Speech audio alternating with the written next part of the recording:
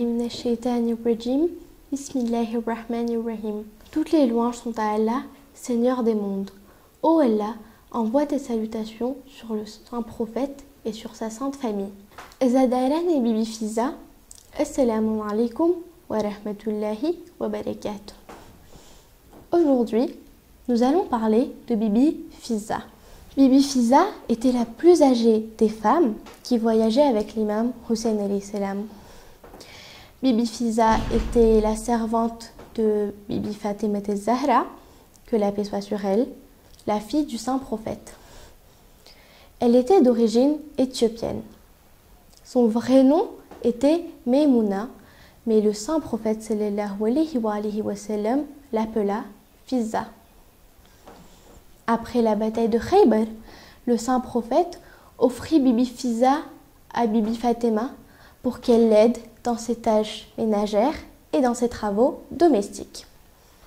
Rasoul Khuda et Bibi Fatima Zahra avaient une profonde et grande admiration pour Bibi Fiza. Les récits nous rapportent que Bibi Fatima n'a jamais considéré ou même traité Bibi Fiza comme une servante. Elle avait même réparti le travail entre elle et Bibi Fiza de façon à ce qu'elle travaillerait à tour de rôle. C'est-à-dire qu'un jour, c'était Bibi Fatima qui travaillait et l'autre, c'était au tour de Bibi Fiza. Un jour, le saint prophète vint chez Bibi Fatima et vit sa fille moudre le grain d'une main et tenir un de ses fils d'une autre. Rasoul Khuda suggéra alors à Bibi Fatima de demander de l'aide à Bibi Fiza et de lui dire de moudre le grain à sa place. Bibi Fatima lui répondit qu'elle le ferait elle-même, car aujourd'hui, ce n'était pas au tour de Bibi Fiza de travailler. Nous voyons par cette histoire que même si Bibi Fiza était la servante de Bibi Fatima la traitait avec équité et justice et partageait les tâches ménagères avec elle. Bibi Fiza avait appris et mémorisé le Saint-Coran par cœur et avait pour habitude de répondre aux questions qu'on lui posait par des versets du livre saint. Un jour, Rasoul Khuda vit qu'elle était heureuse. Il lui demanda alors « Pourquoi êtes-vous si joyeuse ?»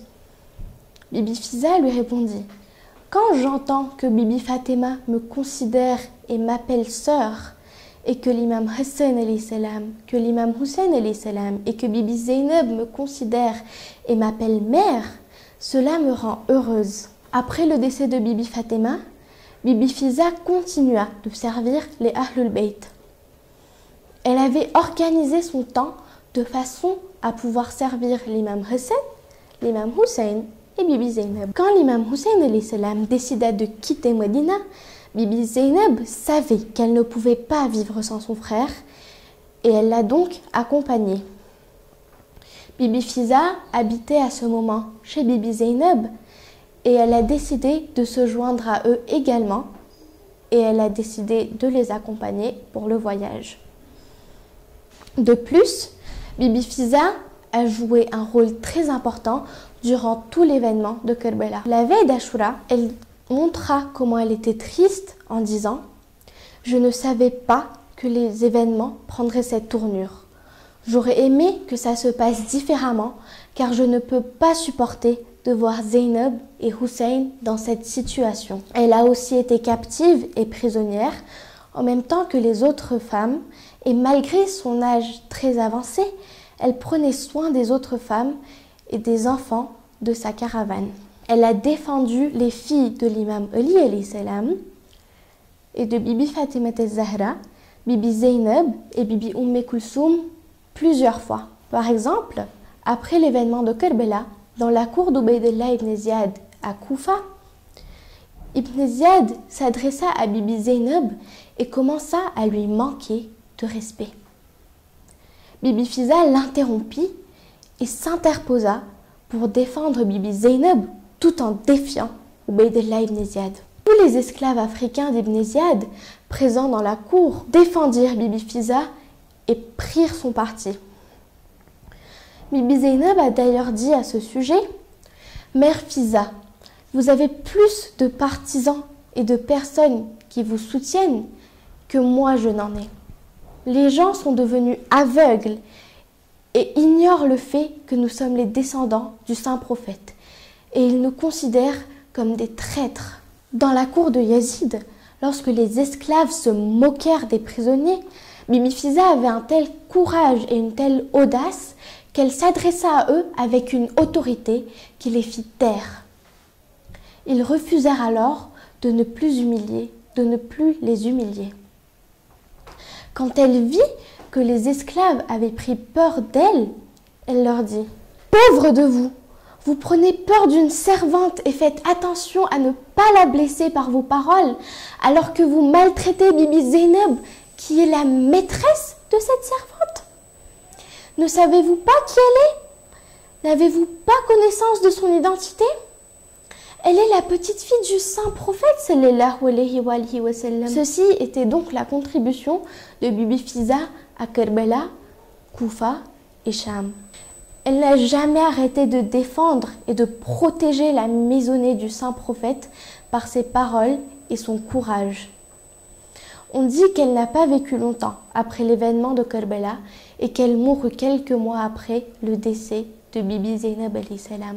Cette servante des Ahlul Bayt a dédié toute sa vie à servir les Ahlul Bayt. Rasoul Khuda s'adressait d'ailleurs à Bibi Fiza en l'appelant « ma fille ».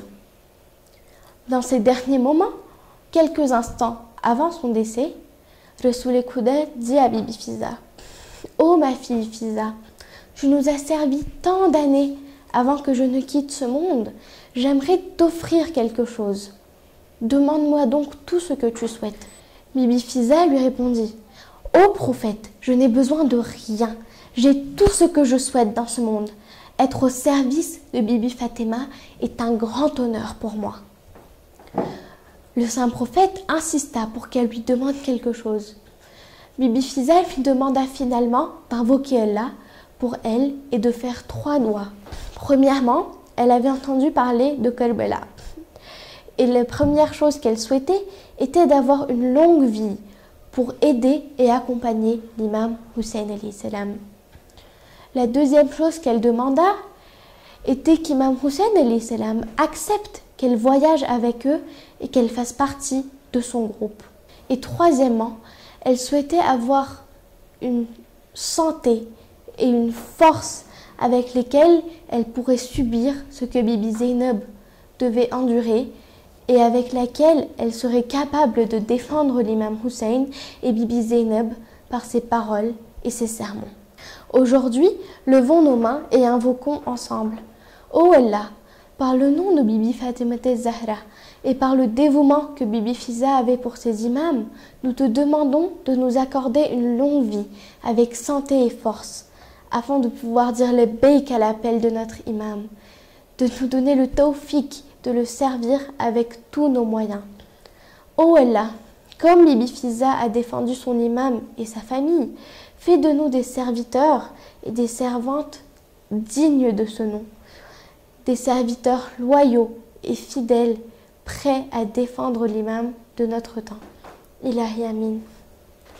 Avant de terminer cette session, voici la question du jour. Quel est ce martyr de Kerbela dont la mère s'appelait Amena?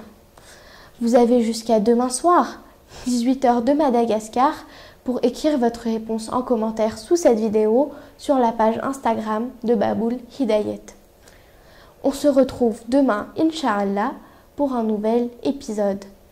Wassalamun alaikum wa rahmatullahi wa barakatuh.